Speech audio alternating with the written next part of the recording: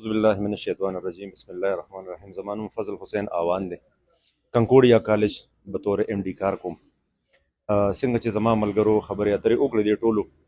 زما یو د تحفظاتو کې دا یو خبره شامله ده چې دي ماشومانو باندې کم د شو اپ پیپر منی ایښې ده، کمې پیسې چې دي غواړي، نو د ماشومانو خو موږ سره یو پیر اگزام ورکړی دی او باقاعده بورډ کې رجسټریشن کړی دی او د امتحان هغه پیسې هغوی ورکړي دي، او لکه د یو ماشوم په سر چې دي اوس واپس دا 1500 روپۍ یا 2500 روپۍ غواړي، نو دا سراسري زیاتې دی وړو سره. دې وخت کې د ګورنمنټ حال دا دی چې ګورنمنټ سره په خپله دومره پیسې نشته چې هغوی یونیورسټۍ مخکې بوځي،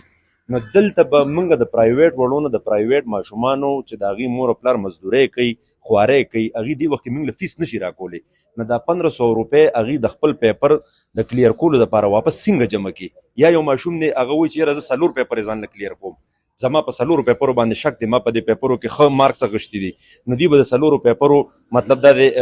6,000 روپۍ یا د 5 پیپرو 9,500 روپۍ اخلي، نو دا ماشومانو سره بالکل سراسري زیاتې دی. باقي د پوډ حوالې سره دی چې کوم کلسټر نظام دی بالکل هغې ته موږ هرکلی وایو، موږ په خپله هم په دې ډېر زیات خوشحاله یو چې دا نظام چینج شي، د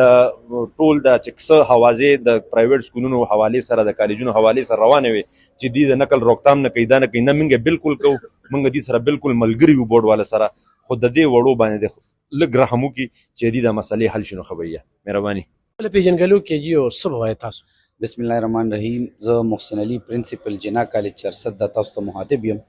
سر زه د پېښور بورډ ته څنګه چې زموږ یو بل ملګري ریکویسټ وکړو چې موږ ته د په چارسده کې 1 وینډو سیکشن میلو شي، نو همدغه شان زه وایم چې زموږ د چارسدې پرنسپل ډایرکټرز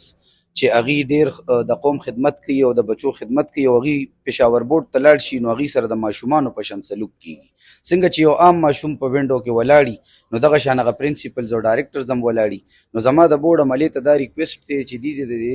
پرایویټ سکول کالجز یا چې ایون د ګورنمنټ سکول کوم پرنسپلز دي یا ټیچرز دي، د هغوی دپاره د په بورډ کې یو 1 وینډو سیکشن جوړ کړي شي او انفارمیشن ډیسک ته میلو شي او هغوی دې لږ د نورو سټوډنټس نه مختلف ټریټ کړي شي، ځکه چې دا خو پرنسپلز دي، ټیچرز دي، نو دوی دپاره لږ ریسپیکټ ورکول پکار دي. سیکنډلی د دې بورډ چې کوم د پیپرو اوس دا چیکینګ ای مارکینګ حوالې سره به زه یو خبره وکړم. زما چونکې د چارسدې ډېرو ملګرو سره خبرې وشوې او هغې کې داسې قسمه خبرې رالې چې د ای مارکینګ دوران یو کس ته پورټل باندې اکسس میلو شي، نو خلکو داسې هم کړي دي چې په کور کې په بچو باندې او په ښځو باندې پیپرې چیک شوي دي، صرف هغه نمبر اف پیپرز او د پیسو ګټلو دپاره زیات چیکینګ دپاره. نو زما د بورډ عملې ته دا ریکویسټ دی چې ای مارکینګ یو ښه اقدام دی، خو د هغې په شا باندې لږ دا کتل پکار دي چې د هغې کوالټي څه ده، دا نه چې کوانټټي بیس باندې خلک چیکینګ وکړي او به د پیسو ګټلو یو ذریعه جوړه شي، نو لږ د په هغې باندې